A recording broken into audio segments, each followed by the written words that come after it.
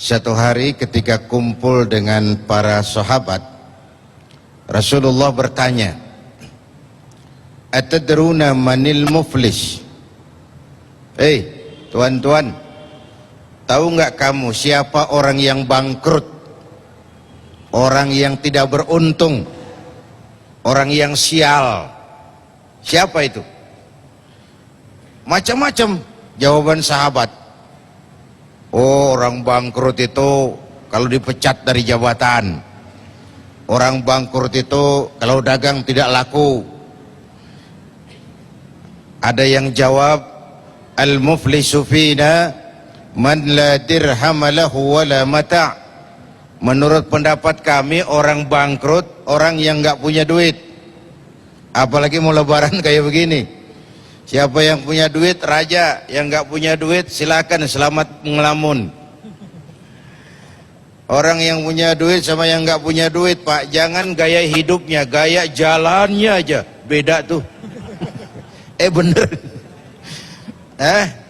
Ya kelihatan aja. Jangan gaya hidupnya, gaya jalannya aja lain.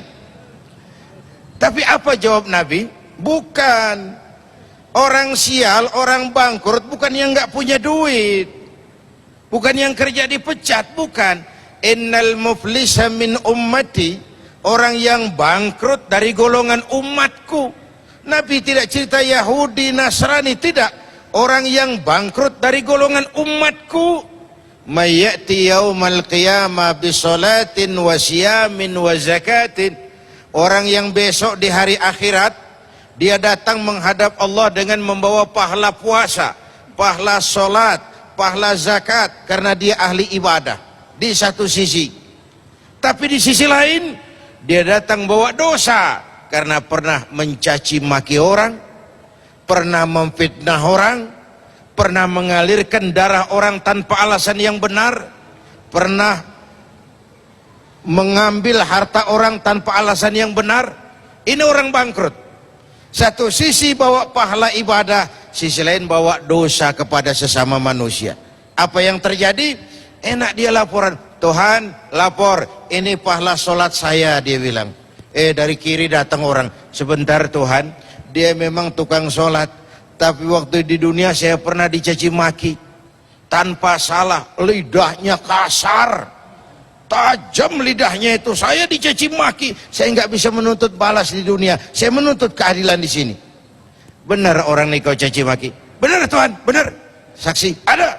Siniin pahala sholatmu, kasih orang yang kau caci maki. Tuhan, ini pahala zakat saya. Datang lagi orang, sebentar Tuhan, dia memang bayar zakat, dia memang suka-suka sedekah, tapi dia mengambil harta saya tanpa alasan yang benar. Benar itu? Benar. Siniin pahala zakatmu, kasih orang yang hartanya kau ambil. Pahala dipretelin, dosa dikasih. Bangkrut nggak itu? Bangkrut nggak? Pahala dipretelin, dosa dikasihin. Kenapa? Ini orang cuma baik hubungannya dengan Allah, tapi enggak baik hubungannya dengan sesama. Lidahnya kasar, tangannya celamitan, tahu celamitan? Tangannya celamitan, suka ngambil hak orang, suka fitnah, suka caci maki, membunuh tanpa alasan yang benar. Baik hubungannya dengan Allah, tapi tidak baik hubungannya dengan sesama manusia. Yang lebih celaka, fa in faniyat hasanatuhu qabla ayyuqda ma alaihi.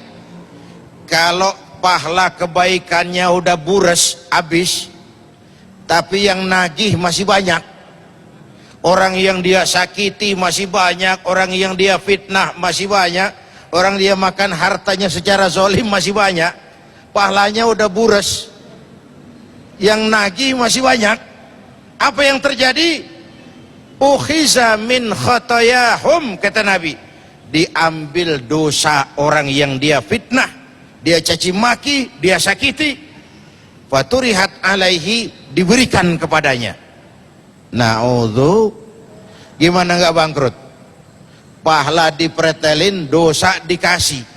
masih belum nutup, dosa orang yang kita sakiti diambil, dikasihin ke kita. Apa enggak bangkrut ini? Ibarat orang dagang, modal bures, tagihan utang datang terus. Enggak kebayar, beban utang diberikan ke kita. Ini orang yang baik hablum minallahnya, tapi tidak baik hablum minan nasnya. Inilah perlunya silaturrahim. Dosa kita kepada Allah, taubat langsung kepadanya, sonder calo. Tapi dosa kepada sesama, sekali lagi, Allah belum akan memberikan maaf kalau kita belum minta maaf kepada yang bersangkutan. Inilah lahirnya tradisi mudik ini, supaya orang bisa bersilaturahim, saling maaf memaafkan. Terutama tentu yang paling aula, paling utama dilakukan silaturahmi itu ibu bapak. Ini keramat hidup. Ini keramat hidup ibu dan bapak itu. Tidak ada bahagia yang tidak bisa ditegakkan tanpa restu orang tua. Aneh kalau kita senang ziarah Sultan Hasanuddin, bagus. Ziarah Kalijogo, bagus. Ziarah Sunan Ampel, bagus. Tapi kalau keramat hidup yang di rumah ibu bapak disia-siakan, itu konyol. Itu terbalik. Yang utama tuh ibu bapak. Setelah itu kerabat, suami kepada istri, dan seterusnya dan seterusnya. Begini, ada sahabat mendengar Rasul mengucapkan amin 3 kali. Sahabat tanya, ya Rasul ada apa? Malaikat Jibril berdoa. Kemudian saya mengaminkan. Lalu doanya 3 macam permohonan.